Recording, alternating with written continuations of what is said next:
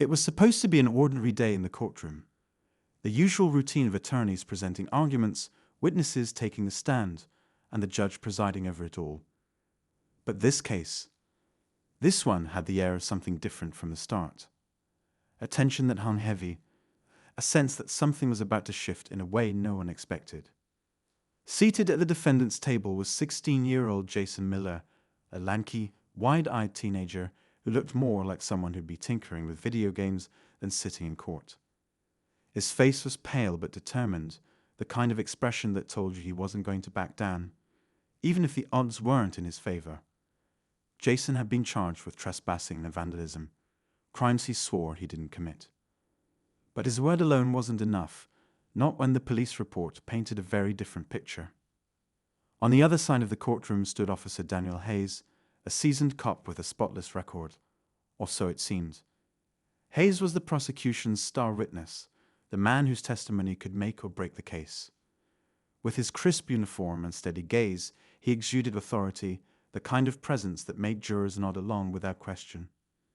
As the trial unfolded, Officer Hayes took the stand with confidence, recounting his version of the events. According to him, he had seen Jason on the night in question, loitering near the hardware store that had been vandalized. His testimony was clear, concise, and damning. "I saw the defendant holding a spray can in his hand," Hayes stated firmly, his voice echoing in the silent courtroom. Jason's attorney, a sharp but soft-spoken woman named Rachel Carter, probed gently, asking questions to poke holes in the story. But Hayes held his ground, repeating his statements with unwavering certainty. His credibility seemed ironclad. The judge and jury listened intently, their expressions hard to read. Jason, however, sat quietly, his hands gripping the edge of the table. There was something about his demeanor, a mixture of defiance and quiet confidence, that didn't quite fit the narrative of a desperate teenager caught red-handed. And then, when Officer Hayes began to elaborate on specific details, Jason's eyes narrowed ever so slightly, like someone connecting the dots on a puzzle. Rachel Carter caught the shift in her client's expression.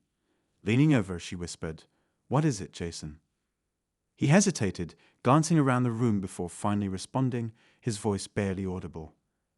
"He's lying." Rachel frowned. "How can you be sure?"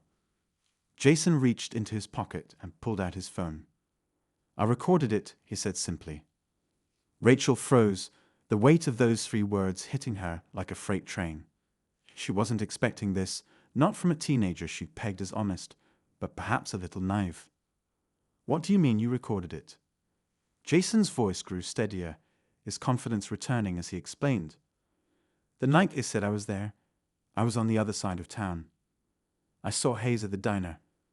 He wasn't anywhere near the store. He was arguing with someone in the parking lot. I filmed it because it seemed off. I didn't know it would matter until now." Rachel stared at him, her mind racing. If Jason was telling the truth, and the video was as damning as he claimed, it could turn the entire case upside down.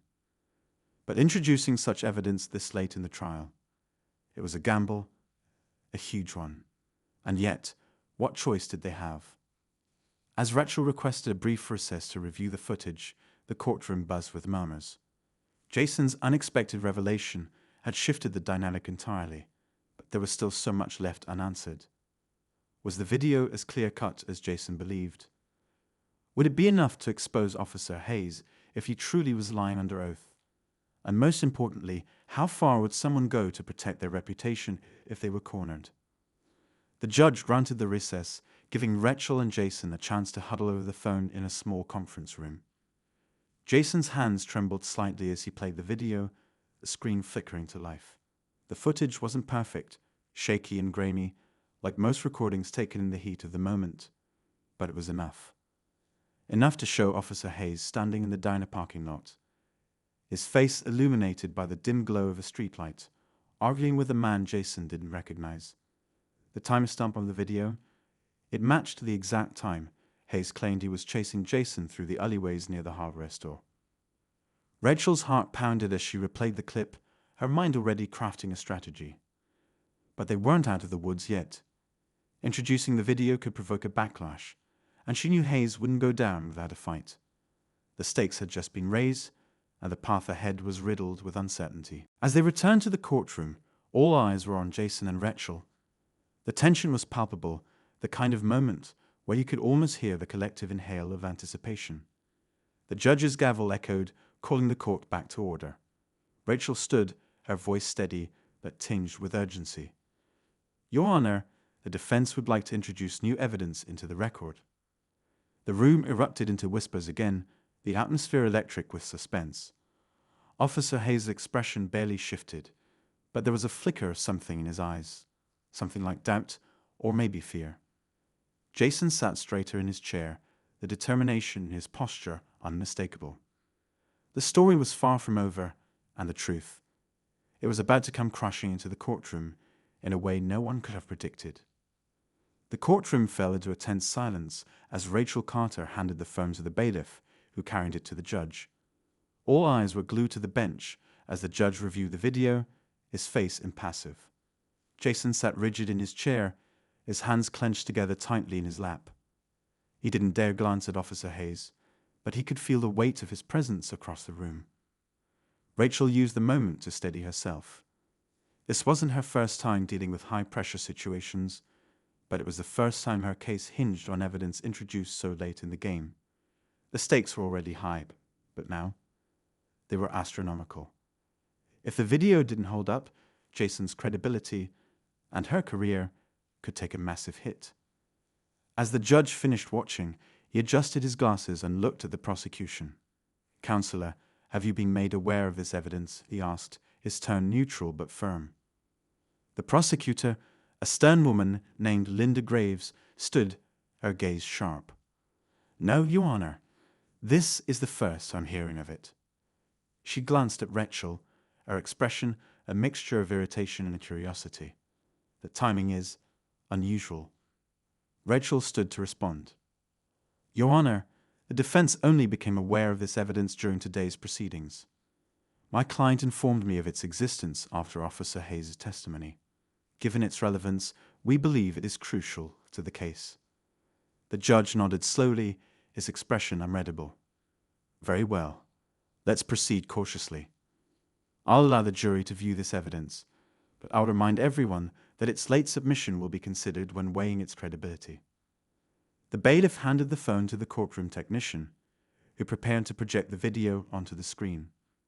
Jason could feel the tension in the air as everyone waited, the anticipation almost unbearable.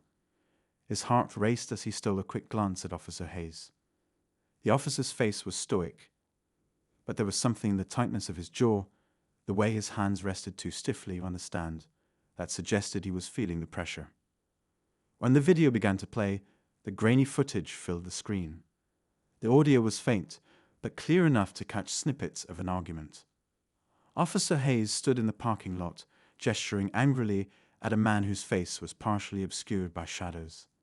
The timer stump glowed in the corner, a silent witness that contradicted everything Hayes had just sworn to under oath. For a moment, the courtroom was frozen in time. Then the murmurs began. They rippled through the room like a wave, growing louder as people leaned toward one another, whispering opinions and questions. Jason felt a flicker of hope as he watched the reactions. The video might not have been perfect, but it was enough to plant seeds of doubt. The judge banged his gavel, silencing the room. "Order," he said, his voice cutting through the noise. "Counselor Graves, do you wish to respond?" Linda Graves stood, her expression carefully controlled. "Your Honor, while the video is certainly compelling, it raises more questions than it answers. The man in the footage is partially obscured, and while the timer stump is concerning, we have no concrete proof that it hasn't been tampered with." Rachel stood quickly. "Your Honor, the defense is prepared to verify the authenticity of the video. Additionally, I'd like to point out that Officer Hayes' testimony directly conflicts with this evidence. If the video is accurate, it raises serious concerns about the integrity of his statements." The judge leaned back in his chair, his gaze shifting to Officer Hayes. "Officer Hayes, do you wish to address this?" All eyes turned to the officer, whose calm facade had begun to crack. He cleared his throat, his voice steady, but lacking its earlier confidence. "Your Honor, I can't explain the video, but I stand by my testimony. I was near the hardware store that night. I saw the defendant. Jason's heart sank. Hayes wasn't backing down, even with the video contradicting him. This wasn't going to be as straightforward as he'd hoped. Rachel, sensing the jury's lingering uncertainty, pressed forward. Officer Hayes, can you account for your whereabouts during the time shown in the video? If you were near the hardware store, how is it possible that you were also in the diner parking lot? Hayes shifted uncomfortably. I don't know what to tell you. That video could have been taken on a different night for all we know. Jason clenched his fists under the table, frustration bubbling to the surface. He wanted to shout, to demand the truth, but Rachel placed a calming hand on his arm, grounding him. This wasn't the time to lose his composure. The judge turned to Rachel. Counselor Carter, if you have additional evidence to support your client's claim, now would be the time to present it. Rachel hesitated. The video was all they had for now, but she wasn't ready to let Hayes off the hook. Your Honor, I request that we subpoena the diner's surveillance footage from that night. If the timestamps match, it will corroborate my client's evidence. Linda Graves frowned but didn't object. She knew the request was reasonable, and refusing it would only make her case look weaker. The judge nodded. Request granted. We'll reconvene once the additional evidence is reviewed. As the courtroom emptied for the day, Jason felt the weight of the moment settle over him. They had bought time, but the fight was far from over. Outside, the media had already caught wind of the case, reporters swarming the courthouse steps like bees to honey. Cameras flashed and microphones were thrust forward as Rachel guided Jason through the crowd, her hand firm on his shoulder. Do you think it's enough? Jason asked quietly once they were safely inside her car. It's a start, Rachel replied, her tone measured. But we're not out of the woods yet. Hayes isn't going to go down without a fight, and the prosecution will use every trick they have to discredit you. Jason nodded, his jaw tightening. I just want the truth to come out. I didn't do what they're saying I did. Rachel glanced at him, her expression softening. And we're going to prove that. But you need to be ready. Things might get tougher before they get better. Jason leaned back in his seat, staring out the window as the city blurred past. The fight for his freedom was only beginning, and the forces against him weren't going to let up easily. But for the first time since this nightmare began, he felt a flicker of hope. The truth was out there, and he was willing to do whatever it took to bring it into the light.